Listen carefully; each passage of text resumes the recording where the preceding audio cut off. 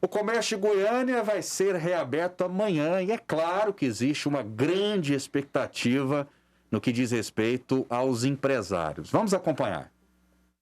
As atividades do comércio de Goiânia voltam a funcionar na próxima quarta-feira, dia 31 de março. Serão 14 dias de abertura das atividades com um escalonamento modular determinado em acordo entre a Prefeitura, representantes do governo de Goiás e o setor produtivo.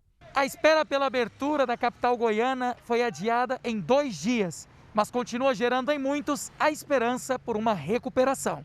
Se for abrir, que as pessoas tenham consciência, manter o distanciamento social, manter as medidas de segurança, sempre usar máscara. Se nós tomarmos os cuidados necessários, né, não gerando aglomeração, dá para a gente manter essa população da nossa cidade ativa aí e tentar rezar o mais rápido possível chegar às vacinas, né, e nós podemos trabalhar com segurança. Um dos setores mais afetados, o dos lojistas de shoppings, calculam uma perda superior a 1.000 postos de trabalho. Nós calculamos aí uma perda grande em virtude desses quase 30 dias fechados, né? A gente entende que nós vamos ter que arcar com salários integrais, na maioria das vezes. A gente vai ter que ter ainda a questão dos condomínios sendo pagos. A gente não entende ainda como é que vai ser a cobrança dos aluguéis, porque o shopping ainda não se posicionou. Mas, assim, as perdas são enormes. A expectativa é de um retorno gradativo, porém essencial para a diminuição dos prejuízos causados pelo momento da crise. A gente entende que é um momento difícil, a gente está aí com as UTIs bastante cheias, inclusive com fila de espera. Contudo, a gente entende também que os empregos devem ser preservados e que, sim, todos os nossos lojistas eles têm ciência e é um compromisso deles cumprir todas as regras de combate ao Covid, todas as regras de distanciamento, seja ela a quantidade de pessoas dentro da loja. Então, a gente tem a absoluta certeza que os shoppings, o Flamboyant em si, é um ambiente seguro e que vai receber com toda essa segurança os seus clientes, os seus funcionários. Daniel Santana, qual a expectativa para a reabertura do comércio?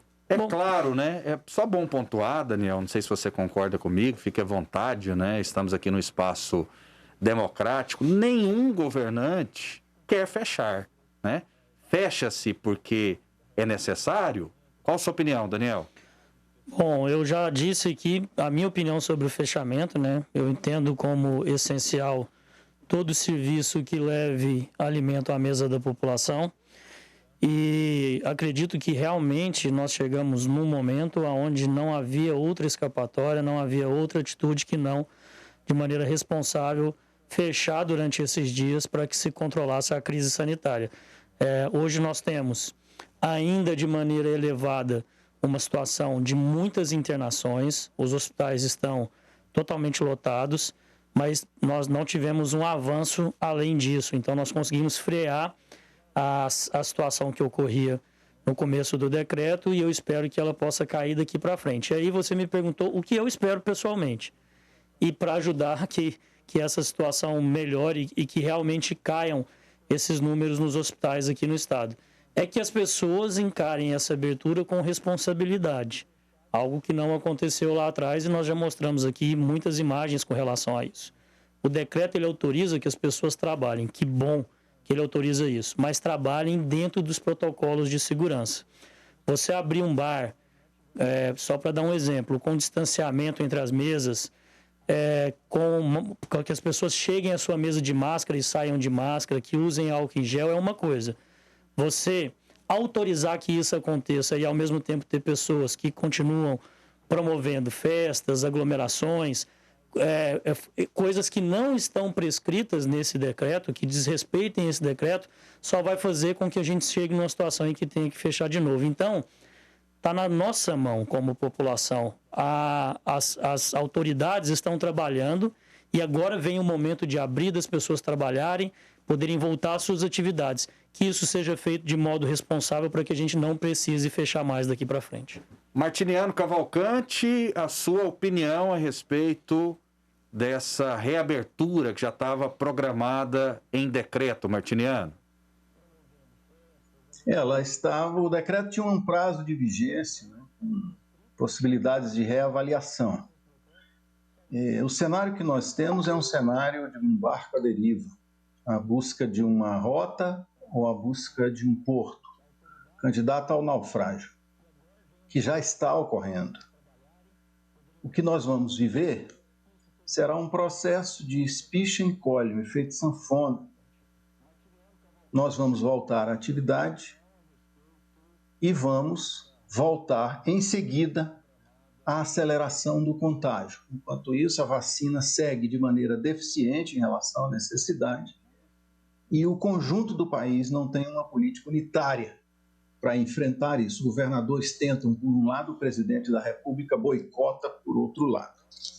Quero ressaltar aqui e reler, foi a manchete da abertura desse bloco, um trechozinho da fala, da carta dos governadores. Indignação em face da crescente onda de agressões e fake news que visam criar instabilidade institucional nos estados e no país. Aliás, eu queria saber a opinião de vocês em relação a isso, porque o governador Ronaldo Caiado assinou essa carta.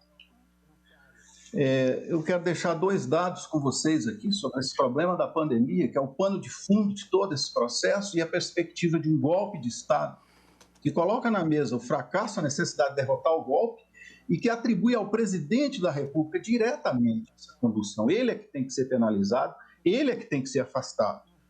Mas eu quero deixar 2 dados. A Nigéria é um país africano, cujo PIB é 25% do PIB brasileiro. 1/4, minha gente. País pobre. Eles têm 200 milhões de habitantes, pouco mais de 2.000 mortes. Bangladesh está na Ásia.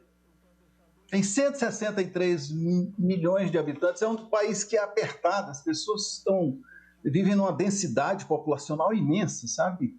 Em palafitas, em favelas. É uma região pobre e muito adensada. 163 milhões de habitantes, tem 9.000 mortes. Aqui eu não preciso falar da Austrália. Eu vou falar da China, vou falar do Vietnã. Não da Austrália. A Nova Zelândia, elas são países ricos. Eu dei exemplo aqui de 2 países muito pobres, muito populosos como o Brasil. Então essa é a questão central. O que vai acontecer com a economia? Minha última palavra. A economia continuará sendo prejudicada. Os prejuízos continuarão aumentando. Nós tínhamos que ter discutido outra política, não se discutiu e o presidente perdeu agora, depois da reunião que houve com ele, dos chefes dos poderes, de governadores, na semana passada, perdeu a última oportunidade, porque realmente não quer estabelecer uma política nacional de enfrentamento a isso. Prefere acusar as oposições, acusar um tal sistema, alimenta com esse tipo de fantasia sua rede social e sua base social, e prepara, sim, a perspectiva de um confronto com a democracia. Por último, o ministro Ernesto Araújo tem entre as suas responsabilidades, não vou falar dos prejuízos econômicos no mercado externo brasileiro, mas entre suas responsabilidades, a obediência cega para quem eles batem continência. Se a gente bate continência para a bandeira dos Estados Unidos, bateu continência para o Trump, a proibição, o boicote à vacina Sputnik, que faz tanta falta para nós aqui, qualquer vacina é bem-vinda, nós deveríamos estar lutando por todas elas. Uma das responsabilidades deste ministro anjinho